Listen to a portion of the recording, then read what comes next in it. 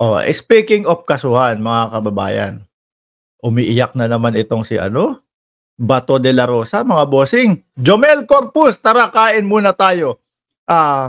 Para habang nanonood ng live ni Sir Mark. Salamat po. Sir, ako nagkakape na dito. O eto si Bato, mga kababayan. May press conference, siguro nararamdaman niya. Diyos ko, ako na naman, kaso na naman sa akin ito. Oh. Details, kasi ang Oy, wait lang. Pakiusap ko po mga kababayan, ha, wag po nating antalahin si Bato de la Rosa. Magi-speech po siya, mga kababayan. Pakiusap ko lang po, kasi medyo kabado po ito, mga bossing, pagka nakakakita ng ICC. Kung pwede po, wag kayong magko-komento o magta-type dyan ng ICC. Ha? Wag po, kasi pag nakita, baka ma-distract po sa pagsasalita si Bato de la Rosa. Kabado pa naman ito. Di ba? Kabado pa naman ito pag may nakitang o may narinig, ICC. O sige, arrestuin nyo na kami. O game.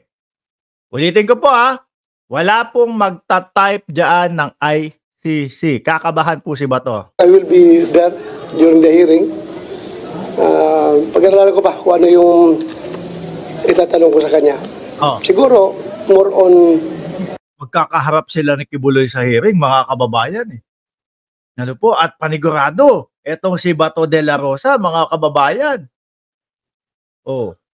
Ano sa tingin nyo ang itatanong ni Bato de la Rosa doon? Magpapasikat ho kaya sa atin? Susubukan ho kayang mamangka sa dalawang ilog ni Bato de la Rosa? Wag na, sir. Okay na yung talagang purong sa DDS ka.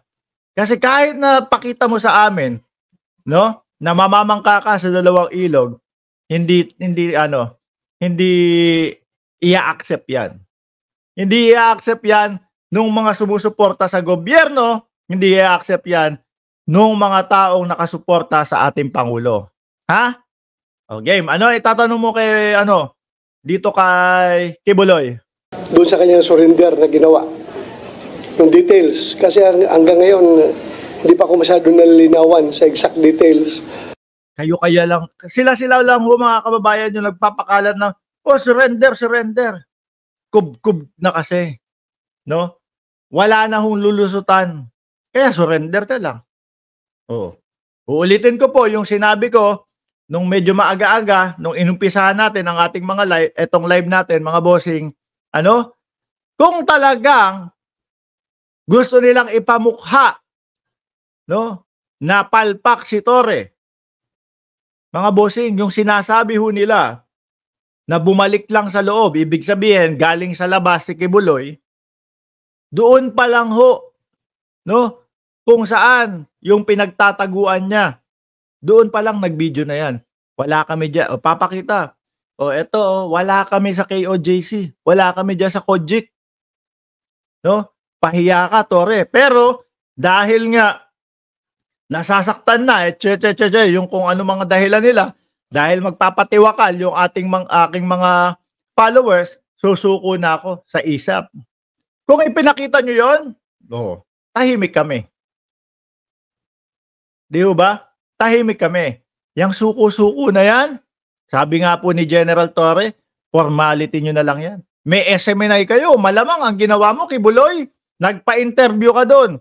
Eto, mga kababayan, ako ho, si Apollo Kibuloy, na anak ng Diyos, na galing sa ilalim ng lupa. Nagpa-interview ho yan sa SMNI. Susuko na po ako. Nandito po kami sa nandito ho kami sa lugar na ito. Wala po kami diyan sa Kojik. Kaya po sana etong pagsuko namin, tigilan nyo na yung paghuhukay diyan sa Kojik. Ito po kami, wala kami diyan. Sabay. Ito na po, kasama na po namin ang mga ISAP. Ganoon, di ba? Bato, makinig ka. Sumuko yung kaibigan mo dahil sukol na. Yun. Of his surrender.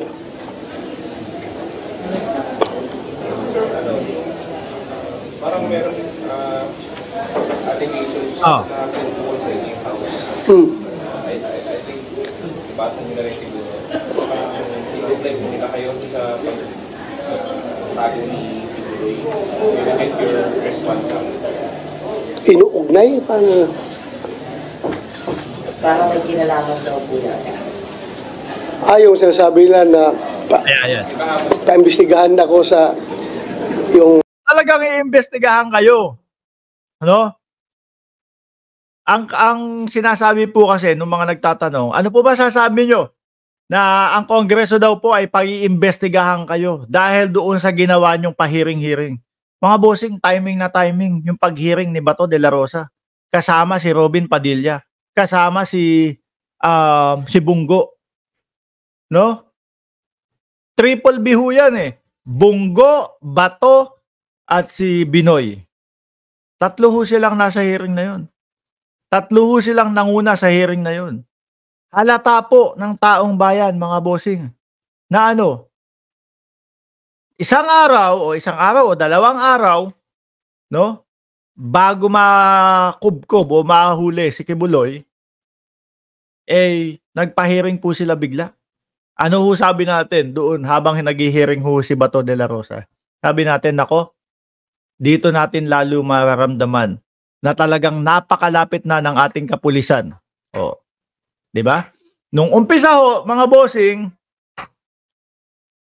pagdating ng mga kapulisan doon sa Kojik compound, bigla silang nagwelga. Yung sinabi ng mga kapulisan, wala, magstay na kami dito, ganito, ganyan. Bigla silang nagwelga nung sinabing, nako, huhukay kami para matunton namin na yung si Kibuloy, etc., etc. Mga bossing. Dumating yung mga araw, tahimik sila, no? Pero yung malapit na ho, mga kababayan, which is kita naman po natin, 1 o 2 araw lang lumipas, kuha na. No? Bigla silang nagpa-hearing. Ano sabi ni Bato de la Rosa, mga bossing, doon sa kanyang hearing? Nick, tigil mo na yan. No? Bumalik ka na lang sa ibang araw. Kasi wala, dead end na daw po si General Torre, mga kababayan. Biruin nyo gusto niyang ipahinto yung pagsaserve ng warrant kay Kibuloy o yung paghihagilap kay Kibuloy. Kung sinunod po ni General Torre si De La Rosa, 15 minutes lang po lalabas na ng compound si Kibuloy. Pwede ho ulit nilang sabihin, ni Torion, na-realize namin, sige, makikipag-cooperate na kami sa pulis. Sasabahan na lang namin sila. Sige, magsiyasat kayo. Nakalabas na po kasi umalis yung mga pulis. Di ho ba, mga kababayan?